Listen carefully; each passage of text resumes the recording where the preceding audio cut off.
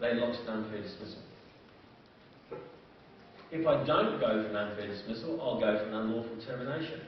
There's a difference between the two. Unfair is about harsh, unjust or unfair, and it's not my definition of what that is, it's the court's definition of what that is. Unlawful termination is all about lack of due process. I came on Friday, they sacked me, I was out of the door, I didn't have a job on Monday. I was never told, I was never given a chance to improve, I never had any meetings. That's the sort of process we're talking about. And what you've got to remember when you are involved in a conciliation conference or you're involved in an unlawful termination, it starts off mostly with a telephone call. You're dealing with some faceless bureaucrat at the end of a telephone line, and the only thing that they've got to go on is your notice of answer and counter proposal. They don't care about the fact that Johnny was a complete waste of space and spent more time on sick leave than actually on the job. They don't care that he rolled your prime tractor 3 times in a row. None of those things matter because it's all about the process that you took in managing and getting that person out of the door. Now, an example of that, just in recent case law, I won't name the company involved, but they terminated a worker who actually did admit to theft. And they carried out an investigation. They did everything right, except for one thing, as you'll find out. They carried out an investigation, they suspended the worker on full pay, they carried out an investigation, and what they did was they terminated him. He admitted he'd stolen, he didn't say what he'd done, but they accused him of fiddling the petty cash, and they terminated him. That worker immediately went for an unfair dismissal, and it took 12 weeks, essentially, from the time of dismissal to the time of the conciliation conference. And what Fair Work Australia's wisdom said was, okay, it was not wrong to terminate the worker. The worker admitted theft, that's gross misconduct. But when you carried out the investigation, you accused the worker of something they didn't do, because they didn't pay cash. What they actually did was to take your invoices and inflate them, and pocket the difference between the actual cost of the invoice and the inflated price. And because you did that, you now have to pay that worker for the 12 weeks between the time of termination and the time of the hearing, but he can't have his job back. And every employer association in the country basically went, well, that's great. Who cares? The guy was a thief. That's some of the case law that's coming out. So the goalposts sort of move around. You have to be so careful. So you can't guarantee no matter how well you manage something, you're not going to end up in Fair Work Australia or the Commission, because these things go on every day of the week. So you need to have your facts and figures in place. You need to be able to show and evidence that you took precautions and you took steps. If you don't, you're vulnerable. You're going to get a case story about unfair dismissal. As an indication, how many people have been involved in an unfair dismissal in this room? Okay, so you know what I'm talking about. You know. And it's not just the time, it's the emotional distress. It's sometimes, at the end of it, you've got to pull your wallet out and pay some money to make this thing go away. That just adds insult to injury. But that's the situation that we're in. Many's the time that I'll get phone calls from people, but they don't know what industrial agent is. The first thing they do is go to a lawyer. It can cost you a lot of money. Advocacy with lawyers can be anywhere from $350 to $580 an hour. We are not talking about cheap amounts of money. I think I heard a question earlier on about, if you get service like ours, do we add anything to your bottom line? No. No, I don't think we would add anything to your bottom line necessarily. We'll save you a lot of grief and we'll save you a lot of heartache. And we may be able to assist you to put systems in place that give you a better workplace overall, so the incidence and risk of these things happening diminishes. But it's a damn sight better than going on the commission and have to fork out a lot of money that you didn't want to spend in the first place. Let's talk about bullying and harassment. I don't think that the issue of bullying and harassment is any more now than it was 5-10 years ago. But I think what we have got at the moment is this fixation on rights. My workplace rights.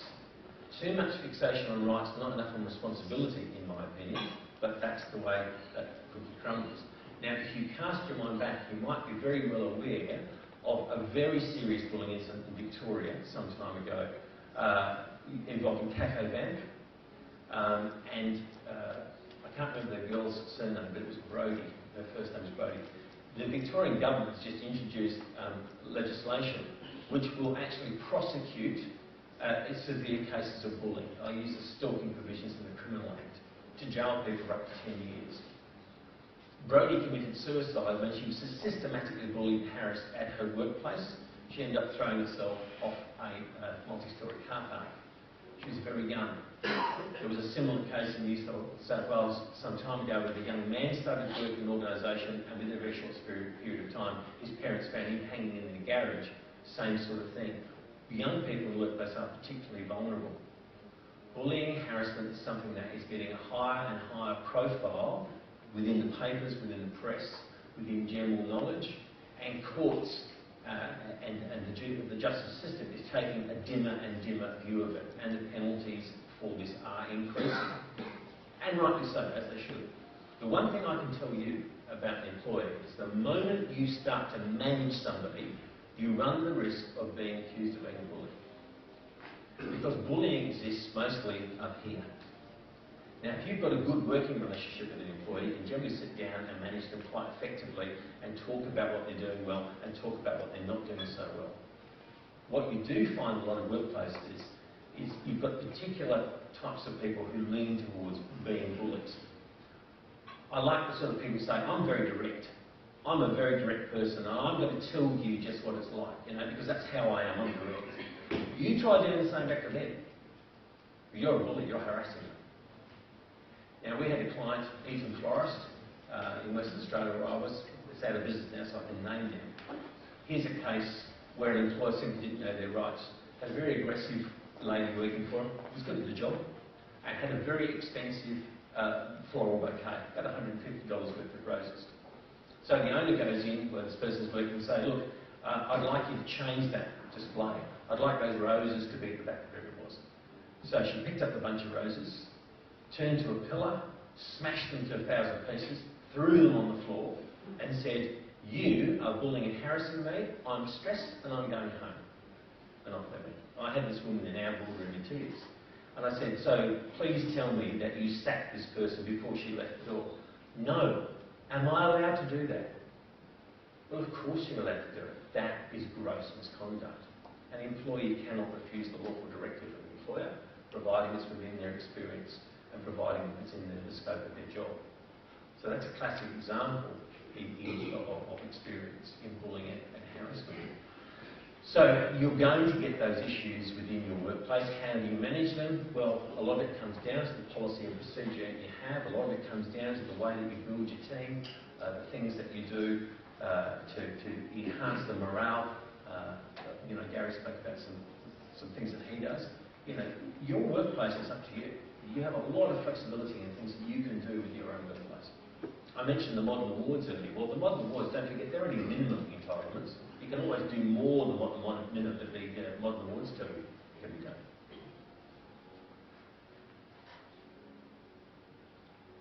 Now, I've had 30 minutes basically, so to give you all the drum on 2,000 pieces of regulations and legislation and things that happen every day in the workplace. There is no quick and easy fix. So much of how you run your workplace comes down to what previous speakers have said. It's about valuing the people that work for you, but it's also about establishing systems that support you in management.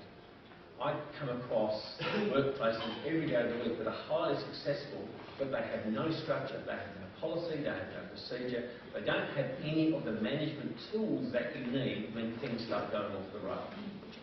If you don't have those things in place, it's tremendously difficult to manage employees successfully. As I said, you don't need it in 100% of cases, you really don't. For the 3% of people that you do need it for, when these aren't there, boy, do you pay for it. It's not rocket science.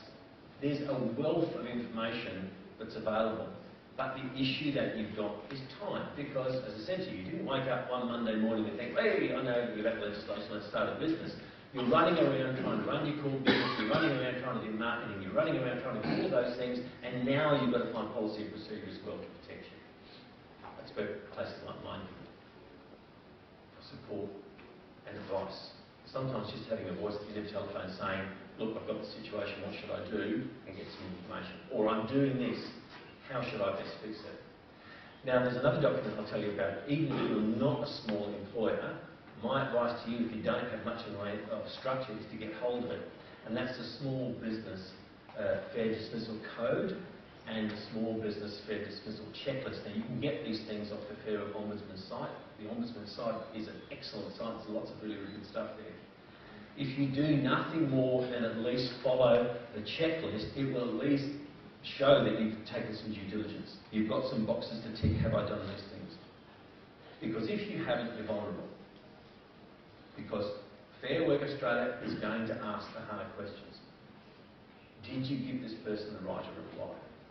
Did you manage the situation? Did you give them a chance to improve? If you didn't do any of those things, you are vulnerable. Now, one last thing in terms of avoiding unfair dismissal. If you are making a conscious decision that this person has to go, and you call that person in for a meeting, you must underline the exclamation mark bold. You must offer them the opportunity to have a support person with them. Because if you don't, that will almost automatically be an unfair dismissal. Now, a support person is exactly that.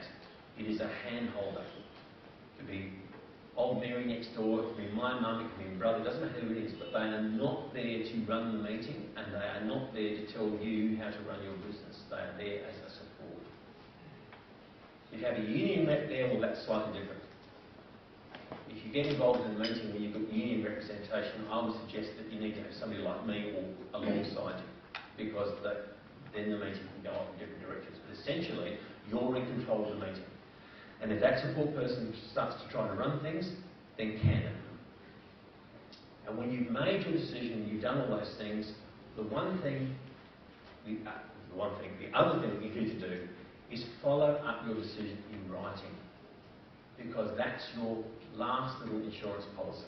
What does the letter do? It demonstrates that you had a meeting, it demonstrates you had a support person, it demonstrates that you gave them the right to reply, and it also illustrates why you've made your decision to terminate.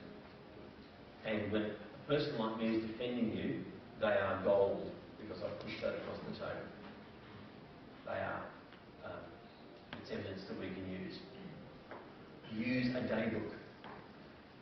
Try to avoid the wonderful thing that we call have a chat. Because if you have a chat once is the only time you should ever have a chat. The number of employers I get say, I've told this guy once, I've told this guy 20 times about that particular thing. What I feel like the employers are taking against the brick wall and going whacking the wall because they're wasting their time. It's a total waste of time to have a chat. You can't use it in evidence. And the fact you spoke to them 20 times is neither here nor there. Who cares? But you can use a diarised note. And use a big legal term, they're contemporaneous notes, and we can actually use those in here. Now, if I felt like I've got my orange box, I do apologise. I do tend to get an orange box in terms of industrial relations legislation, but only because I think that the intent was good. The intent was to get a national framework, but it just makes running a business harder and harder and harder. And I don't think that's particularly fair as an aspect of the Fair Work